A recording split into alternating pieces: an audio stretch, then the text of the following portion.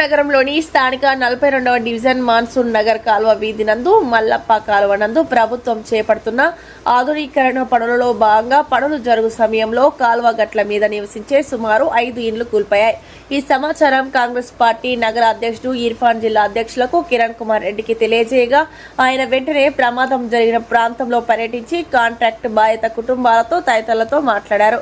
తదనంతరం ఆయన మాట్లాడుతూ సుందరీకరణ ఆధునీకరణ కాంగ్రెస్ పార్టీ ఏనాడు అడ్డుపడదని, కానీ పేదలు నివసించే ప్రాంతంలో వారికి ముందస్తు సమాచారం అందజేసి తగిన ఏర్పాట్లు చేసి నిర్మించి ఉంటే బాగుండేదని, నేడు నిరుపేదలైన బాధిత కుటుంబాలను సమేత కాంట్రాక్ట్ పనులు పూర్తయిన వెంటనే వారికి గృహాలు నిర్మించి ఇవ్వాలని, అంతవరకు వారికి పునరావాసం ఏర్పాటు చేయాలని ప్రభుత్వానికి విజ్ఞప్తి చేశారు. ఈ కార్యక్రమంలో నగర అధ్యక్షుడు ఇర్ఫాన్, ప్రధాన కార్యదర్శి Sanjay Kumar, legal cell convener Sudheer, Mallikarjun Reddy, Hanif, స్థానిక ప్రజలు, కాంగ్రెస్ కార్యకర్తలు పాల్గొన్నారు. కాంగ్రెస్ పార్టీ ఆధ్వర్యంలో నగర కాంగ్రెస్ అధ్యక్షులు ఇర్ఫాన్ గారు పిలుపు మేరకు ఇక్కడికి వచ్చి ఒక 42వ డివిజన్లో మల్లప్ప కాలువ ఏదైతే డ్రైన్ వర్క్ జరుగుతుందో ఆ డ్రైన్ వర్క్ జరిగే క్రమంలో ఆ కాలువ కట్ల మీద నివసించేటటువంటి పేదలకు సంబంధించి వాళ్ళకి స్పష్టంగా వాళ్ళకి నోటీసులు ఇచ్చి కానీ లేదంటే వాళ్ళని తరలించి కానీ ఎటువంటి ముందస్తు ప్రణాళికలు లేకుండా ఆ కాలువ వైడనింగ్ చేయడం కావాలి, లేదంటే లైనింగ్ వర్క్కి సంబంధించి వర్క్ జరిగేటప్పుడు వాళ్ళకి ఏదైతే 6.8 మీటర్లు దాని తర్వాత లైనింగ్ వస్తుంది, 7 మీటర్లు 7.2 మీటర్లు సరిపోతుంది. స్పష్టంగా కాంగ్రెస్ పార్టీ వాళ్ళు పరిశీలించాం. 7 మీటర్ల కన్నా కూడా ఎక్కువ తీయడం వల్ల జరిగిన నష్టంగానే మేము భావిస్తున్నాం.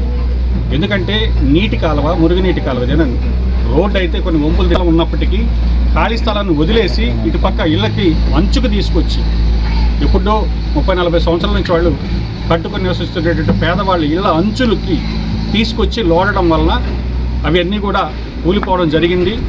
కాబట్టి కాంగ్రెస్ పార్టీ స్పష్టంగా డిమాండ్ చేసేది ఏంటంటే అభివృద్ధికి కాంగ్రెస్ పార్టీ అడ్డురాదు, కానీ అదే సమయంలో ఎన్నో సంవత్సరాల నుంచి ఆ కాలువ గట్ల మీద నివసించే వాళ్ళకి కనీసం వాళ్ళకి తీసుకెళ్ళి ఇళ్ల పట్టాలు ఇవ్వడమో, ఇల్లు ఇవ్వడమో, వాళ్ళకి న్యాయం చేయడమో చేయకుండా అధికారం ఉంది కదా అని బుల్డోజర్లు పెట్టి వాళ్ళు కనీసం అక్కడ మనకు కావాల్సినటువంటి విడితిని కొంచెం అడ్జస్ట్ చేసుకునేటటువంటి ఆలోచన కూడా చేయకుండా ఖాళీ స్థలం, అటుపక్క దేవాలయ స్థలం ఉంది, కొద్దిగా ఒక 4 అడుగులు అటు జరిగినా కూడా దేవుడికి వచ్చిన ఇబ్బంది లేదు.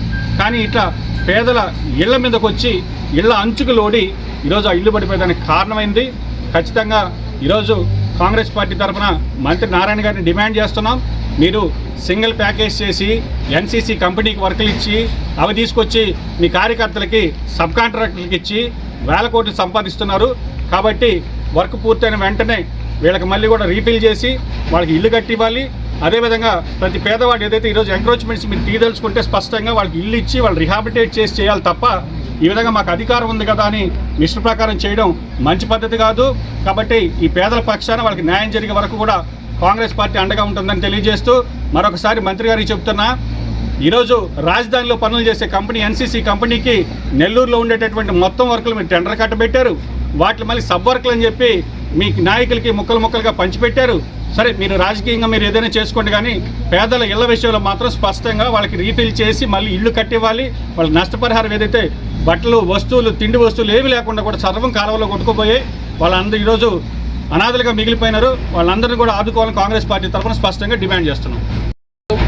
నా పేరు షేక్ ఇర్ఫాన్, నెల్లూరు నగర అధ్యక్షుడిని. 42వ డివిజన్లో మన్సూర్ నగర్ ప్రాంతంలో 2వ వీధి, అదేవిధంగా 4వ వీధి ప్రాంతంలో